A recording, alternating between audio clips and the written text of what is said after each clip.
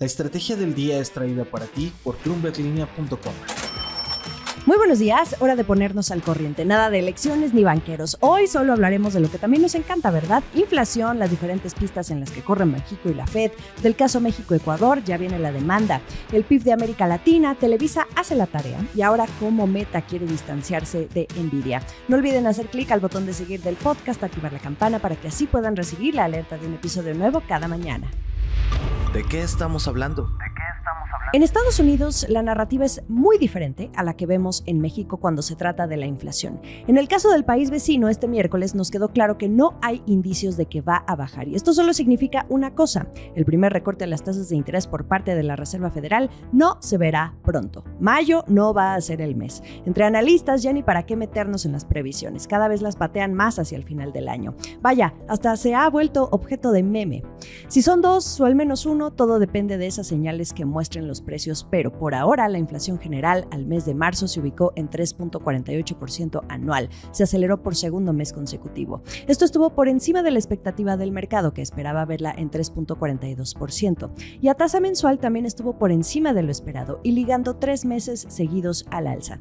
En cuanto a la inflación subyacente, se rompe la racha de 11 meses en desaceleración que llevaba, ubicándose en 3.80% anual y también por encima de lo que esperaba el mercado, que era de 3.70%.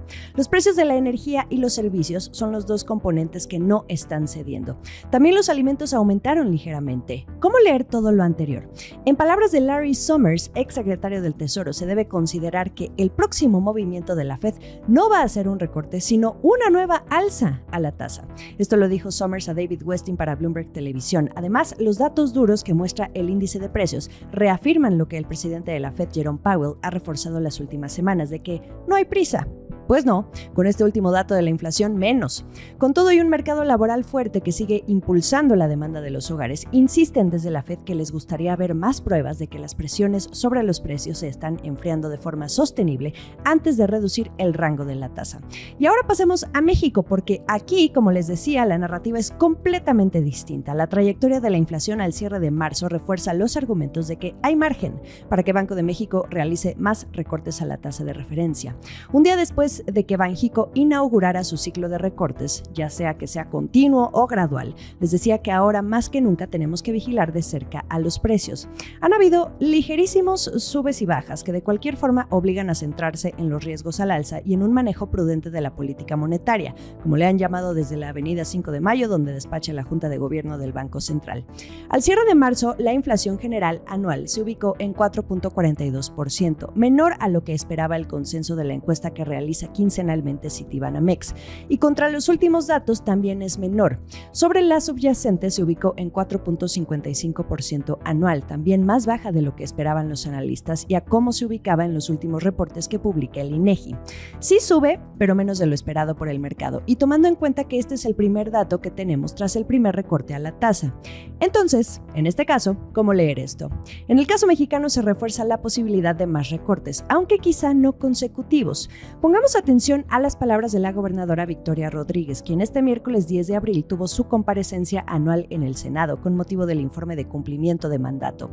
Rodríguez reiteró que Banxico discutirá más disminuciones a la tasa, pero la Junta de Gobierno será prudente. Esto quiere decir que en las próximas reuniones analizarán, como siempre, los datos disponibles y que hacia adelante y cuando las condiciones macroeconómicas lo permitan, los recortes tendrían que ser graduales y cuidando que se alcance la convergencia de la inflación hacia su meta del 3%.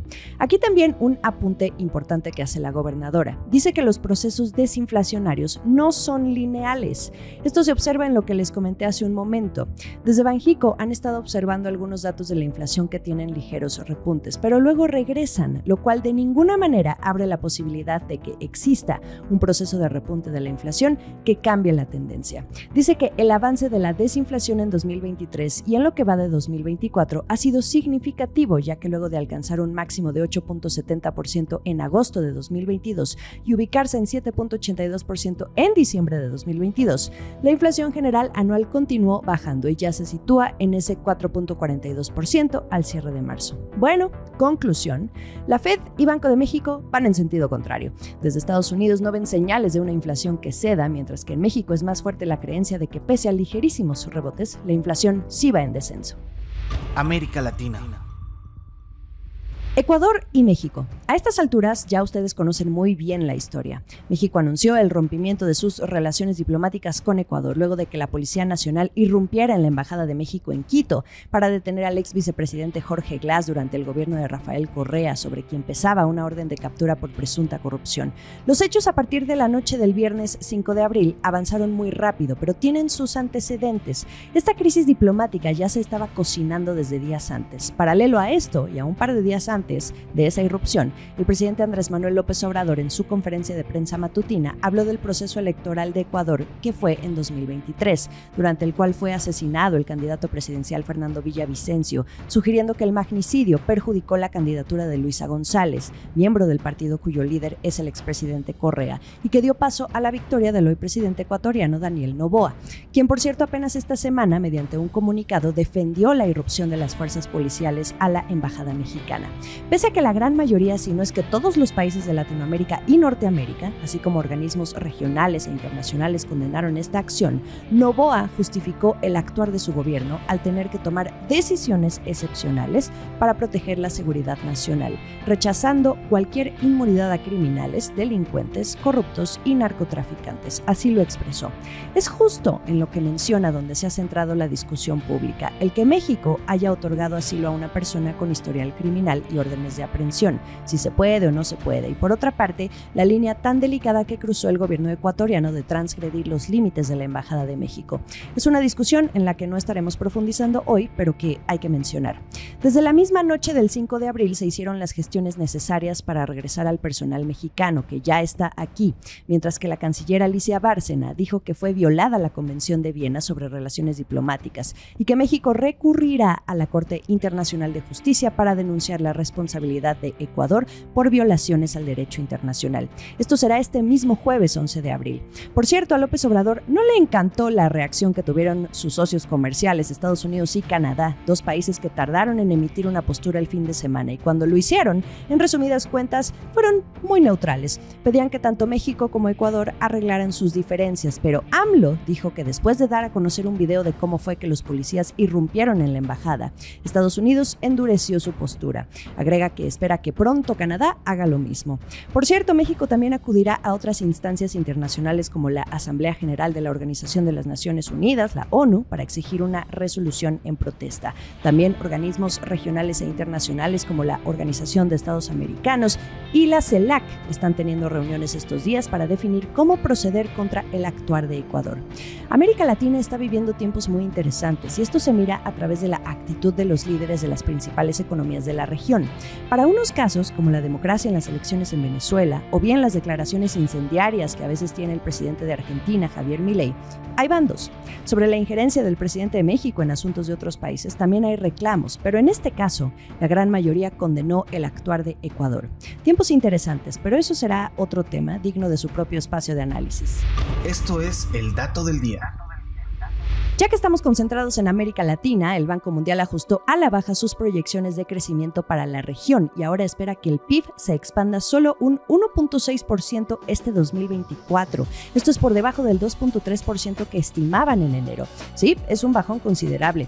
Y esto, según el organismo, será insuficiente para impulsar la prosperidad. Además, Latinoamérica y el Caribe estaría retrocediendo a los niveles que se observaban en la década de 2010. Lo que dicen es que, a pesar de la sólida gestión macroeconómica de la región, las perspectivas de crecimiento siguen siendo bajas, no solo debido a las condiciones mundiales, sino también a temas estructurales que nunca han sido abordados. Quedémonos con esto último, temas estructurales. La baja en los pronósticos que hace el Banco Mundial sobre el desempeño del PIB está asociada a bajos niveles de inversión y consumo interno, altas tasas de interés, elevados déficits fiscales, caída de los precios de las materias primas y la incertidumbre en las perspectivas de importantes socios como Estados Unidos, China, Europa y otros países del G7. Según la entidad, estas son las tasas más bajas en comparación con todas las demás regiones del mundo e insuficientes para impulsar la prosperidad. Toda esta información la pueden encontrar en el reporte de sus más recientes proyecciones de crecimiento. Acciones y reacciones. En asuntos corporativos, recuerdan ustedes que hace unas semanas, el 15 de marzo, Televisa recibió una rebaja en su calificación crediticia por parte de Moody's. Pues la prendida de alarmas hizo efecto en la empresa porque el grupo ahora anunció una serie de movimientos para refinanciar sus pasivos. Televisa contrató un crédito simple por 10,000 millones de pesos con vencimiento en 2029, estructurado por BBVA, Santander y Scotiabank. Los recursos van a ser utilizados para refinanciar otro crédito por 10,000 millones de pesos que contrató en 2019 y que vence este año. A la par, decidió terminar con una línea de crédito revolvente por $650 millones que contrató en 2022 con un sindicato de bancos y que vence en 2025. Según Televisa, en un comunicado enviado a la Bolsa Mexicana, la empresa no ha utilizado ninguna cantidad de esta línea de crédito desde entonces. El último sorbo. Ahora que el nombre del juego este año es la inteligencia artificial, en la que al menos este año la empresa reina en materia de chips es Nvidia, Meta está haciendo un movimiento interesante. La empresa de Mark Zuckerberg está desplegando un nuevo chip desarrollado internamente para ayudar a impulsar sus propios servicios de inteligencia artificial y así disminuir su dependencia de los semiconductores de Nvidia y también de otras compañías proveedoras. Este chip fue presentado al mundo el 10 de abril y es la última versión del acelerador de entrenamiento e inferencia de Meta o MTIA, que ayuda a clasificar y recomendar contenido en Facebook e Instagram. Meta lo lanzó originalmente en 2023. De acuerdo con reportes de Bloomberg, el cambio de Meta hacia los servicios de inteligencia artificial ha generado una mayor demanda de potencia informática. El año pasado, esta gigante de las redes sociales lanzó su propia versión de un modelo de inteligencia artificial para competir con el ChatGPT de OpenAI. También agregó nuevas funciones de inteligencia artificial generativa a sus aplicaciones sociales, que incluyen pegatinas personalizadas y personajes de chatbot con rostros de celebridades. Recuerden también que Meta quiere gastar hasta $35,000 millones en infraestructura para respaldar la inteligencia artificial, incluidos centros de datos y hardware. Ya Zuckerberg lo dijo a los inversionistas: la inteligencia artificial será su mayor área de inversión en 2024. Lo mejor de la información económica y de negocios está aquí en La Estrategia del Día. También lo electoral, pero siempre desde una perspectiva económica. Tampoco dejen de escuchar los episodios especiales de Voces de la Bancaria rumbo a la convención bancaria, que ya es la siguiente semana. Estamos en Twitter, @laestrategiamx, en Instagram, a mí me encuentran como @JimenaBusiness y en YouTube ustedes encuentran los episodios completos. ¡Feliz jueves! Esta fue La Estrategia del Día, escrito y narrado por Jimena Tolama, producido por Arturo Luna y Daniel Hernández. Que tengas un día muy productivo.